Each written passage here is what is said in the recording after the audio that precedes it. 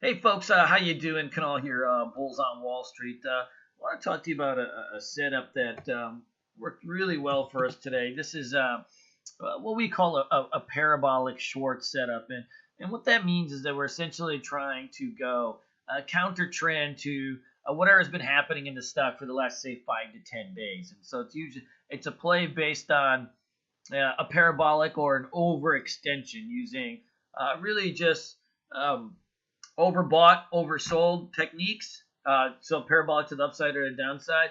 And then a couple other things to really measure when a stock is ready. And so when I'm looking at a parabolic short, what I'm looking for is, and I had a couple good ones today in WLL and SM. So let's talk about WLL. So a couple things I'm looking for is number one, ideally the stock is kind of running near some type of resistance zones. That way I can have a level of supply of shares coming in overhead. Second part is I want a stock to be up multiple days in a row. So usually for me, that's 3 or more. When I get in trouble on this setup, it's usually when I'm shorting, like say day 2 versus day 3, day 4, or day 5. I want to see overbought stochastics to kind of measure how overbought it is on a 5-day time frame. And then really it's just the eye test, right? Nothing is more important than the eyes. See, when you're looking and you're trading, there's a million different indicators out there, right? But indicators are just used for confirmation. So how I use indicators is they confirm to me price action and price patterns. Meaning they're going to help me add probability and add validity to what my eyes are seeing in terms of the price pattern. And so, if we're just using common sense, then we can see, right, stocks up numerous days in a row. It was a $3 stock. It's run to 8. We've got a resistance point over there. And so this is an easy way to really measure our risk and gather levels of supply and demand. And so, for a stock like this, essentially, if you go back to previous day, hold on one second. Let me delete these drawings over here so we can get kind of a clean chart. So you can see the stock was really about 850 the day before. And so today, there was a couple tells, okay? Today was a couple tells in this. Number one, oil had already opened a week off the gate. So oil's been flying for the last so many days, okay? So we've got all these oil stocks flying around. Oil itself is flying down. Oil gap down. See this gap down?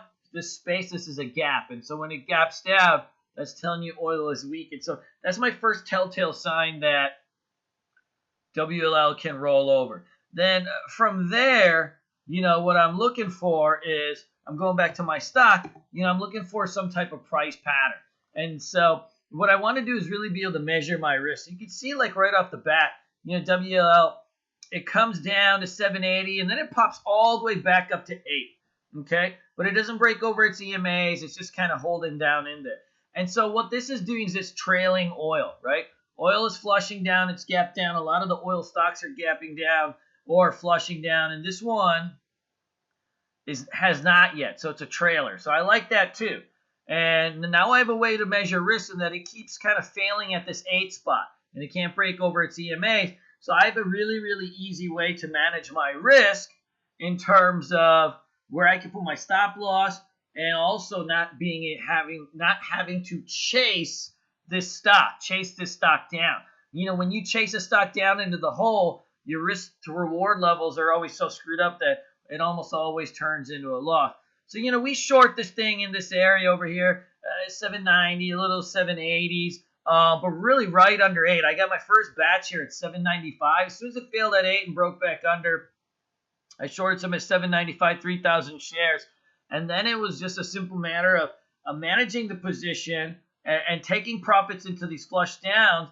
And then, of course, adding some into it. And so, I'm covering some into this and I keep 1,000 shares. And then when I get this bear flag where it rests up against the 9 EMA, then it's just a matter of shorting it again and really taking this thing down into the flush. And so, yeah, it ended up being a good trade overall. And then, later on, it did have kind of another flush into it. But at that point, I was already out of this bad boy.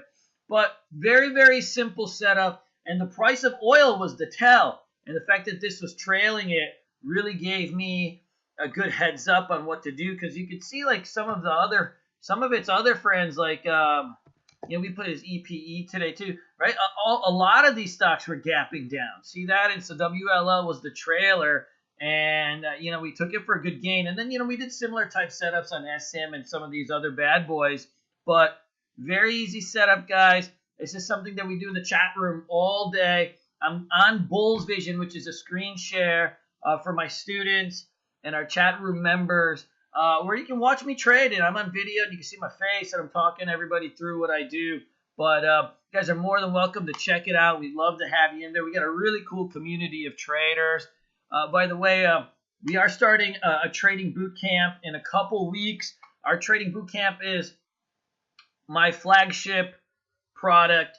It's my whole life's work over there. It is what I've taken all my years of trading and put it into a 60-day course designed from A to Z to teach people how to trade stocks, and I do it live, right? I personally don't believe that you could just learn trading off some videos. Sure, it's nice to have videos to go and look back on, but you need a live teacher, a live body, somebody that's really invested in, watching you grow. And that's why we do our classes live. But feel free to email me, Canal at bullsonwallstreet.com. If you guys have any questions, that's KUNAL at BULLSONWALLSTREET. Folks, let me know if you have any questions. Leave some comments, whatever you got to do. And I will see you guys all later. Take care.